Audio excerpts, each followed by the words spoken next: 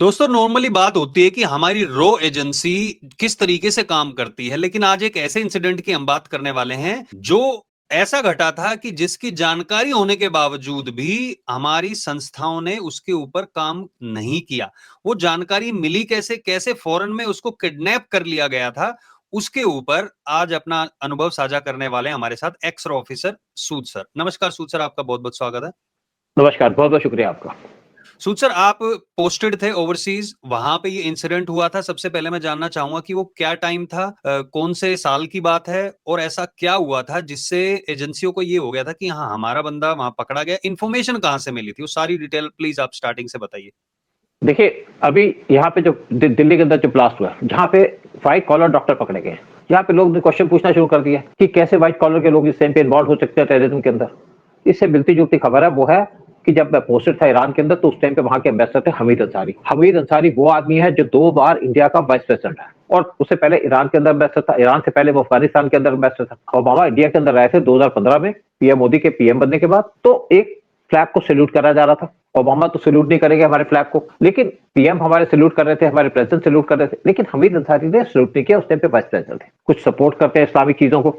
ये हमीद अंसारी का पास्ट है। लेकिन इससे पहले मैं इनके साथ पोस्टेड था ईरान के अंदर, वहां पे एम्बेसडर थे, तो मेरी वहां पोस्टिंग हुई थी मार्च 1991 के अंदर। और जब मैं कस्टम से बाहर आ रहा था, काफी सामान था हमारे पास, तो बड़ा मुश्किल हो जाता ट्रॉली में ले जाना। तो वहां पे कस्टम के ऑफिसर ने मेरे को बहुत हेल्प की ईरान के अंदर, और हेल्प की तो उसने मेरे से डिटेल मांगी, तो मैंने उसको अपना कार्ड भी दे दिया। कार्ड हम यहाँ से बना के ले जाते हैं। और जब मैं एम्बेसी में गया, तो उस टाइम पे कुछ दिन के बाद मेरे पास आ गया। उसने कहा मुझे आपसे काम है, हेल्प करोगे? मैंने कहा करेंगे। तो मैंने उसको उसकी लड़की का स्टूडेंट वीजा बनवा के दे दिया, क्योंकि उसके पास डॉक्यूमेंट थे, तो इसमें कोई इरेगुलरिटी बात की बात भी नहीं थी। कुछ दिन के बाद ऐसा हुआ कि एक संदीप कपूर नाम का लड़का जो एम्बेसी में काम करता था, वो आया, दिल्ली से आया था। दिल्ली से आया तो कस्टम वालों ने रोक लिया उसको पूछताछ के लिए, लेकिन कुछ उसका झगड़ा हो गया। उसके बाद वो लड़का घर नहीं पहुंचा। जब खबर पहुंची तो हमीद अंसारी ने एक छोटा सा नोट वर्बल भेज दिया फॉरेन ऑफिस के अंदर, और साथ में दिल्ली के अंदर रिपोर्ट भेज दी कि हो सकता है कि उसको पकड़ लिया हो, क्योंकि ये लड़कीबाजी करता था यहाँ पे, जबकि वहां पे इस चीज का कोई स्कोप नहीं था। तो दिल्ली वाले तो बेस्ट की बात मानेंगे, ये स्पेशली हमीद क्योंकि अंसारी ने कहा कि लड़कीबाजी करता है इसलिए पकड़ लिया हाँ, होगा। हमीद अंसारी ने ये खबर भेजी दिल्ली के अंदर कवर अप करने के लिए।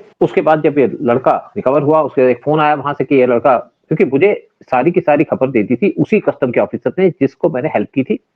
एक तरीके से मेरा सोर्स हो गया था। और उसके बाद उसने ये भी खबर दी कि इसको इंजेक्शन दे दिया गया किसी आदमी को भेज करके। इसके बाद लड़का रिकवर हो गया, उसको भेज दिया, उसको इंडिया के अंदर उसको वापस भेज दिया, लेकिन उसके पास याददाश्त नहीं थी, बता कुछ कह नहीं पा रहा था। तो ये भी मैंने खबर भेज दी कि इस आदमी को, लड़के को जो है, क्योंकि एडमिट था, इसको ड्रग्स दिया गया, इंजेक्शन दिया गया, जिसके अपनी याददाश्त भूल गया। और इस बात को ये वेरीफाई भी हो गया था, कंफर्म भी हो गया था बाद में दिल्ली से। कुछ महीने के बाद एक डीवी माथुर नाम का जो था लड़का, जो पासपोर्ट सेक्शन में था, वो ऑफिस से दिल्ली घर से ऑफिस आया, लेकिन ऑफिस पहुंचा नहीं। हंगामा मच गया कि पासपोर्ट के अंदर लोग खड़े हैं तो कौन काम करेगा।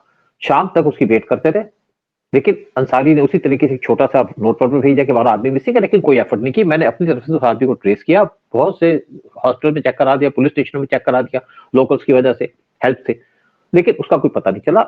लेकिन अंसारी को कोई फर्क नहीं पड़ता था। और उसके बाद 2 दिन तक उस आदमी का पता नहीं चला। नेक्स्ट डे वहां पे लोगों ने डिमॉन्स्ट्रेशन करनी शुरू कर दी।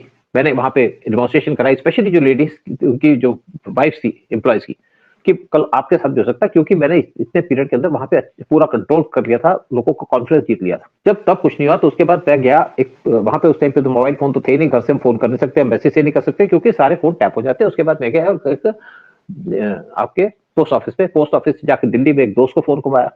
मैंने कहा ऐसी ऐसी इंसिडेंट हुई है, तो आप जाके अटल बिहारी को, वाजपेयी को बताओ। अटल बिहारी वाजपेयी उस टाइम पे अपोजिशन के लीडर थे। उसने अपॉइंटमेंट मांगी और नेक्स्ट जाके अटल बिहारी वाजपेयी से बात की। अटल बिहारी वाजपेयी ने कहा ये तो बहुत अच्छा आदमी है, जब मैं फॉरेन मिनिस्टर था तो ये तो प्रोटोकॉल ऑफिसर था। उसने कहा जी होगा अच्छा आदमी, क्योंकि हमीद अंसारी शक्ल से तो शरीफ आदमी लगते हैं काफी। तो वहां पे उसने सारी बात की। तो अटल बिहारी वाजपेयी ने कहा भाई ये तो शरीफ आदमी, मेरे साथ काम भी किया, तो आप कैसे इसको कंफर्म कर सकते हो? उसने पूछा कि किसने आपको खबर दी है, तो उसने कहा जी एनके सूद ने, क्योंकि मेरा नाम अटल बिहारी वाजपेयी जानता था, मैं उनसे मिला करता था, पंजाब के इश्यूज पे डिस्कस किया गया था जब मैं सिक्योरिटी में था। तो उन्होंने इमीडिएटली नरसिम्हा राव को फोन किया, और नरसिम्हा राव को फोन करने के बाद अंसारी को फोन किया नरसिम्हा राव ने, तो अंसारी ने वहां पे मूवमेंट करनी शुरू कर दी, यानी कि एम्बेसी में, वो फॉरेन ऑफिस चला गया। और इसी बीच में वहां पे लेडीज ने डिमॉन्स्ट्रेशन शुरू कर दी, जो एम्प्लॉयज की वाइफ थी, क्योंकि मैंने उनसे कहा कि कल इनके साथ हुआ, कल आपके साथ भी हो सकता है। माथुर को कुछ घंटे के बाद नेक्स्ट डे रात को वहां से रिलीज कर दिया गया, वो एम्बेसी के अंदर आ गया। अंसारी ने इसको भी कवर अप करने की बात की कि यहाँ पे बैठ करके ये उल्टे सीधे काम करता था। ड्रॉ का काम ये होता है कि अपनी कंट्री के बारे में इंफॉर्मेशन गैदर करना, जिसको अंसारी ने नेगेटिव तरीके से प्रोजेक्ट किया। और चलो मसला चलता रहा, कोई बात नहीं। फिर एक जेएस पर्स थे एमबीए के अंदर, रतन सहगल, जो आईबी से आए थे और उनका काम था सिक्योरिटी को देखना, बेसिस की। रतन सहगल आकर के धमकी देने लगे सबकी, हमको जैसे धमकी देने लगे वहां पे आकर के। आईबी से थे, उनको स्पेशली एक एमके नारायण थे जो आईबी के चीफ थे, उनको उन्होंने स्पेशली पोस्ट कराया। रतन सहगल के क्लोज लिंक थे आपके राजीव गांधी के साथ, क्योंकि दोनों डूब बॉयज थे। और वहां जाकर के इन्होंने पोस्ट ले ली जेएस पर्स की एमए के अंदर। चलो चल गया, सब कुछ चलता रहा। ऐसा है, मैं छोटी मतलब छोटी सारी बात करूं। अपने ही देश के कर्मचारियों को बाहर जो रह रहे हैं धमकी किस किस लिए, मतलब क्या धमकी, समझा नहीं मैं। मतलब मैं तुम्हें वापस भिजवा दूंगा, फलाना कर दूंगा। क्योंकि उसके बाद क्या हुआ कि जब ये माथुर का केस सॉल्व हो गया तो हमीद अंसारी ने सबको एक मीमो इशू किया कि तुम्हारे हस्बैंड आए थे, मुझे भी इशू किया कि तुम्हारी वाइफ आई थी। तो मैं एक्चुअली रूल्स रेगुलेशन के अंदर काफी मेरा होल्ड था। तो मैंने उनसे पूछा, मैंने कहा जी मेरी वाइफ तो आई थी लेकिन मुझे बता के आई नहीं। कहते उससे वैसे बिहेव किया। मैंने कहा आपसे तो मिली नहीं, आपसे मिसबिहेव कैसे किया? आप मुझे स्पेशल इंसिडेंट बताओ ताकि मैं आपको प्रॉपर रिप्लाई दूं। क्योंकि मैं रूल्स रेगुलेशन के हिसाब से बात करता हूं, जो हमारे कंडक्ट रूल्स हैं, जो हमारे सीसीए रूल्स हैं। आप बताइए कि किस टाइम पे मेरी वाइफ आई और उसने आपसे क्या क्या बात की। अंसारी समझ गया कि इसको तो काफी नॉलेज है इन चीजों की। तो अंसारी साहब ने मुझे छेड़ा नहीं, लेकिन धमकियां मुझे मिलती रही कि तुम्हें वापस करते गया। एक मैसेज दिया कि आपको इंडिया भेजे, मैंने कहा भेज दो, कोई मैं पासपोर्ट की हेरी फेर तो कर नहीं रहा, पैसे तो खा नहीं रहा कहीं पे। मैं वीजा के अंदर भी मेरा कोई ऐसा रोल नहीं है कि मैं ऐसे काम करूं। तो अंसारी मेरा कुछ बिगाड़ नहीं सका, क्योंकि उसको पता था कि मैं पूरा रिप्लाई दूंगा। मैंने ये भी कह दिया कि अगर ये कुछ गड़बड़ करेगा तो मैं इसको दिल्ली में जाकर के पकड़ लूंगा, मैं किसी की परवाह नहीं करता, क्योंकि यंग आदमी थे उस टाइप पे, कुछ भी कर सकते थे और हमारी पुरानी हरकत भी ऐसी रही है। चलो जी, बात चली गई। उसके बाद एक सिक्योरिटी गार्ड था मोहम्मद उमर, जो मेरे काफी क्लोज था, मिशन का आदमी था। वो जा रहा था कहीं पे, तो उसको उनकी इंटेलिजेंस के लोगों ने पकड़ लिया। क्योंकि जो सिक्योरिटी गार्ड होते हैं ज्यादातर बगैर फैमिली के रहते हैं, तो बाद में उसको पूछताछ करके तंग करके उसको छोड़ दिया किसी ना किसी तरीके से। तो उमर ने मुझे फोन किया कि मेरे साथ ऐसी ऐसी बात हुई है। उस टाइम पे एम्बेसडर के घर पे पोस्टेड था। तो मैंने उसकी बात सुनी। तो मैंने जब अपने बॉस को बताया कि ऐसी ऐसी बात है, तो उसने एम्बेसडर को बताया। एम्बेसडर कहते हैं बता नहीं रहा, इससे आप बात करो जाकर के। तो मैं उमर के पास वहां गया तो उमर से बात की। मैंने कहा उमर क्या हुआ था? कहते जी ऐसे जा रहा था मैं, तो इन्होंने मुझे पकड़ के यहाँ बिठा लिया और काफी देर तक तंग करते थे, दो चार थप्पड़ मारे। तो मैंने कहा क्या चाहते हो? मैंने कहा तुम्हारे को वापस भेज देंगे, इससे ऊपर कुछ नहीं होगा, तुम अपने नॉर्मल तरीके से रहो, कोई इशू नहीं है, मैं तुम्हें प्रोटेक्शन दूंगा। जब मैं वापस आया तो मेरे बॉस ने कहा कि आप मोहम्मद उमर के खिलाफ रिपोर्ट लिखिए कि इसके ईरान की सिक्योरिटी के साथ लिंक थे, यानी कि उनकी इंटेलिजेंस के साथ लिंक थे। मैंने कहा सर उसके तो कोई लिंक नहीं थे। कहते नहीं, हम वैसे चाहता है कि आप उसके बारे में ऐसी रिपोर्ट दो कि उसके लिंक थे। मैंने कहा ये रिपोर्ट मैं नहीं लिखूंगा। और दूसरी बात, क्यों करेगा वो काम? कहता क्योंकि वो उनके लिए काम कर रहा था, इससे पहले जाहिदान में पोस्टेड था। जाहिदान भी ईरान के अंदर एक जगह है। मैंने कहा अगर उनके लिए काम करता तो ये क्यों उसको उठा के ले जाते? कहते क्योंकि वो इन्फॉर्मेशन नहीं दे पा रहा। मैंने कहा इन्फॉर्मेशन इसलिए दे पा रहा कि एम्बेसडर के घर पे पोस्टेड है, तो वो तो समझते इंटेलिजेंस वाले, तो उसको क्यों तंग करेंगे? मैंने कहा जी ऐसी रिपोर्ट मैं नहीं दूंगा। तो एम्बेसडर नाराज हो गया था, एम्बेसडर सारी नाराज हो गए। मैंने कहा होता है तो होता रहे, मेरे को किसी के कर्जा नहीं देना, मैं एंटी नेशनल काम नहीं करूंगा। जबकि एक मुस्लिम की बात थी, उसके बाद एक पी के मतलब विनोबाल। एक चीज ठीक है, ये आप बता रहे हो, लेकिन अपने ही बंदे को जो काम कर रहा है बाहर, उसी के खिलाफ गलत रिपोर्ट बनाने के लिए खुद एजेंसी के अंदर ये बोला जा रहा है, ये सच में? क्योंकि जनता तो ये सोचती है कि हमारी एजेंसी बाहर काम कर रही है तो उन पर अटूट विश्वास होता है, और खुद के एम्प्लॉय के ऊपर इस तरीके का इल्जाम लगाना, मतलब ये कैसे, लोग कैसे विश्वास करेंगे फिर एजेंसियों पे? क्योंकि अंसारी साहब उस टाइम पे ये प्रूव करना चाह रहे थे कि जो भी जिसको किडनैप किया जा रहा है उसकी गलती उसी आदमी की है। एजेंसीज को प्रोटेक्ट करना चाह रहे थे, यानी कि इंटेलिजेंस जो थी ईरान की, उसको प्रोटेक्ट करना चाह रहे थे और सारा ब्लेम डाल रहे थे लोगों के ऊपर। उनको किसी की चिंता नहीं थी, कोई मर जाए। जैसे जब माथुर को पकड़ा गया तो उसको, उनकी जो प्रिजन है, सबसे डेंजरस प्रिजन है, वहां रखा गया था, पीटा भी जा रहा था उसको। 72 घंटे से ज्यादा उसको रखा गया। बाद में उसको कहा जब वापस आया तो इसको आप डिपोर्ट कर दो, तो उसको डिपोर्ट भी कर दिया गया। और माथुर ने ये कहा था कि अगला नंबर तुम्हारा, उसने मुझे कहा था कि तुम्हारे को आइडेंटिफाई कर चुके हैं, तुम्हारा नंबर है। और ये सारी की सारी डिटेल कैसे पता चली ईरान के इंटेलिजेंस को?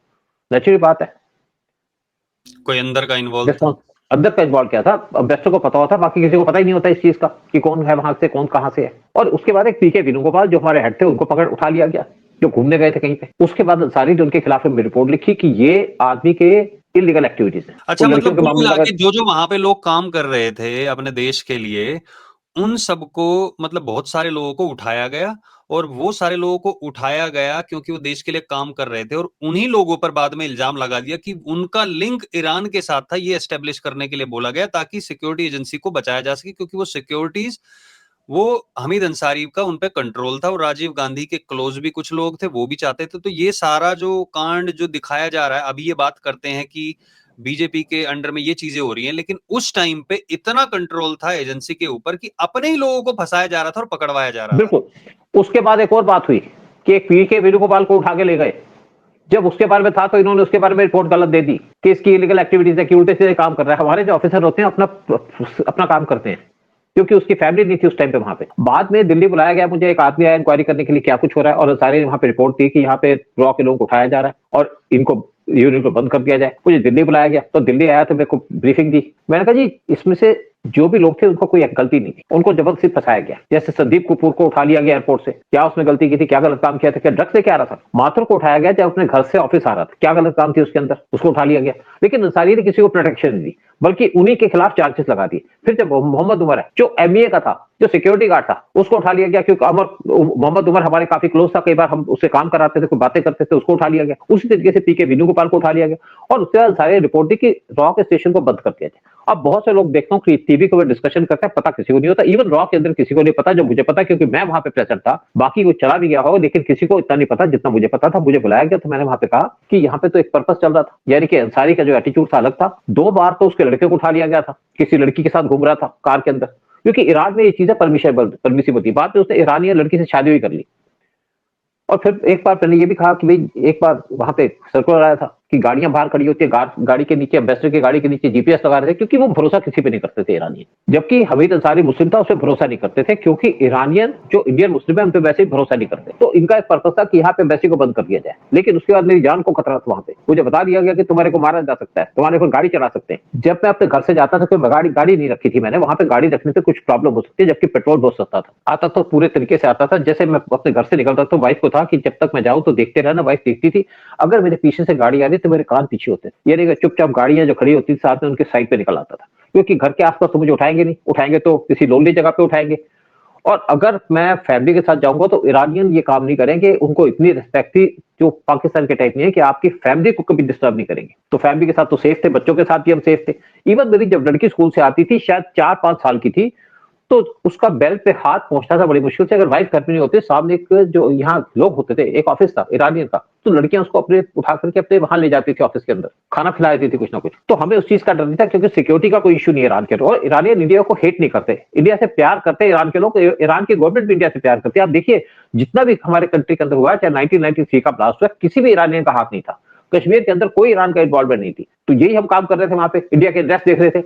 लेकिन हमीद अंसारी का एटीट्यूड दूसरा था, वो रॉ को बर्बाद करना चाहते थे, रॉ को बंद करना चाहते थे। और इन्होंने रिपोर्ट दी कि रॉ के लोग उठाया जा रहा था। जब मैं दिल्ली गया था, मेरे से पूछा गया यहाँ पे आकर के भाई हमीद अंसारी तो ये कहा, तो ये कुछ हो सकता है। मैंने उनको पूरी रिपोर्ट दी कि इसका तो लड़का 2 बार पकड़ा गया था, तो लड़कियों के साथ जा रहा था। हमीद अंसारी की गाड़ी के नीचे जीपीएस लगा रहे थे, वो खबर दी तो इसको भी वॉच कर रहे थे। और मैंने कहा इसके अंदर तो एमईए के लोग भी थे जिनको उठा के लगेगा, अब तो रॉ के थे तो एमईए के भी थे, वो भी चीज चल गई। लेकिन साथ में फिर मैंने ये भी कहा कि यहाँ पे तो एक नेवी का जो नेवल अटैची था उसको भी रास्ते में रोक लिया गया था, एक फर्स्ट सेक्रेटरी था उसको भी रास्ते में रोक लिया गया था। तो यहाँ पे लोगों को तो बहुत परेशान भी कर रहे थे ईरान के लोग। तो हम कैसे पिन पॉइंट हो गए? तो अल्टीमेटली हमारा जो यूनिट था बच गया। लेकिन बहुत से लोग कहते हैं, जैसे मैं एक टीवी की डिबेट सुन रहा था, उसमें से किसी को पता नहीं था। एक आदमी कह रहा है यहाँ पे तो आईबी को पूरी इन्फॉर्मेशन दी। अरे आईबी कहाँ से आ गई? ये तो रॉ का स्टेशन है, आईबी तो फॉरेन में पोस्टिंग ही नहीं होती, आईबी के लोग थोड़ी होते हैं फॉरेन के अंदर। और दूसरा कह रहा था कि यहाँ पे तो पूरा यार रॉ का यूनिट एक्सपोज कर दिया अंसारी ने। बाद में हमारा यूनिट बच गया और मुझे ईरान से जल्दी आना पड़ा, क्योंकि मेरी लाइफ को तब भी डेंजर था। हमीद अंसारी का एक पर्पस था कि हमीद अंसारी रॉ को बंद करवाना चाहता, रॉ के स्टेशन को बंद करवाना चाहता था, देश को नुकसान पहुंचाना चाहता था। लेकिन ऐसे लोग बच जाते हैं क्योंकि इनके हाई कनेक्शन होते हैं। और उस टाइम पे जो जेएस बस से आपके रतन सहगल, वो बाद में पकड़े गए। भंडारा रोड के अंदर एक होटल में बैठ करके सीआई के लोगों को इन्फॉर्मेशन पास कर रहे थे। आईपीएस ऑफिसर थे, सीनियर थे, राजीव गांधी के साथ काम किया, पड़े हुए थे उनके स्कूल के अंदर, यानी कि डून बॉय थे दोनों के दोनों। लेकिन जब पकड़े गए तो सारा कुछ हो गया। तो उस टाइम पे सोनिया गांधी का फोन चला गया हमारे प्राइम मिनिस्टर को, इनको छोड़ दो, तुमको छोड़ दिया गया। उसके बाद यूएस उनको ले गया, यूएसए के अंदर चले गए रिजाइन करके। तरह से उनको भी जेल जाना चाहिए था। इंडिया के अंदर बहुत कुछ होता है। और आज जो बात लोग करते हैं व्हाइट कॉलर के लोग किसी ना किसी तरीके से इंडिया को नुकसान पहुंचाते हैं। स्पेशल मुस्लिम की बात करते, जो आदमी झंडे को सलाम देना भूल जाता है, उसको सल्यूट करना भूल जाता है, तो वो देश का क्या रक्षा करेगा? और हमीद अंसारी 2 बार रहे इंडिया के वाइस प्रेसिडेंट। लेकिन जितना नुकसान इंडिया को करना चाहते थे रॉ को बंद करवा के, उसी तरीके से जैसे इस टाइम पे आपके अखिलेश यादव ने स्टेटमेंट दिया है जब ब्लास्ट हुआ दिल्ली के अंदर 9 नवंबर को, कि एजेंसीज को बंद कर दो। जो देशद्रोही हैं वो यही चाहेंगे कि हमारी एजेंसीज बंद हो जाए ताकि उनको फ्री हैंड मिले, जो भी काम करना है गड़बड़ करनी है करते रहे, गद्दी मिलनी चाहिए बस। और कुछ लोग यही लोग हैं। आज डॉक्टर की बात मत कीजिएगा, इन्होंने तो डायरेक्टली यहाँ पे आर्म्स उठा लिए थे, ब्लास्ट करना चाहते थे। लेकिन बहुत से ऐसे लोग हैं जो देश को नुकसान पहुंचाना चाहते हैं, देश को बर्बाद करना चाहते हैं, देश की एजेंसीज को खत्म करना चाहते हैं। उसमें व्हाइट कॉलर के लोग ही होते हैं, छोटे मोटे लोग नहीं होते, बड़े बड़े लोग बड़े बड़े काम करते हैं। और ये काम किया था हमीद अंसारी ने, यानी कि रॉ को पूरे तरीके से बंद करने की इनकी प्लान थी। क्या एजेंडा था वो खुद ही बता सकते हैं, लेकिन आप बताइए कि आपको क्या लगता है कि ठीक है कि गलत है। बिल्कुल, ये लोगों से भी पूछना चाहेंगे जो ये सुन रहे थे। आप वैसे ही जो खबरें आती हैं ब्लास्ट की इधर उधर की वो सुनते होंगे, लेकिन ये एक्सपीरियंस शेयर किया है सूद सर ने कि असल में बाहर जो रहते हैं, कई लोग सोचते हैं कि ऐसी होती है लाइफ, वैसी होती है। तो ये जो एक्सपीरियंस शेयर किया है, कैसे खुद की भारत की एजेंसी को बंद करवाने के लिए कैसे कैसे षड्यंत्र रचे जा रहे थे, इसके ऊपर आप लोगों का क्या सोचना, कमेंट सेक्शन में जरूर बताइए। और इस वीडियो को सब लोगों के साथ शेयर कीजिए ताकि लोगों को एक ये ओवरव्यू भी मिले कि कैसे हमारे जो देश के ऑफिसर्स हैं वो बाहर काम करते हैं, उनको किन किन कठिनाइयों का सामना करना पड़ता है, बाहर से नहीं सिर्फ अपने अंदर के भी जो ऑफिसर होते हैं उनसे भी कैसे जूझना पड़ता है। बट बहुत बहुत धन्यवाद सूद सर आने के लिए, सारी जानकारी यहाँ पे साझा करने के लिए आपका। जय हिंद, जय भारत। जय हिंद, जय भारत।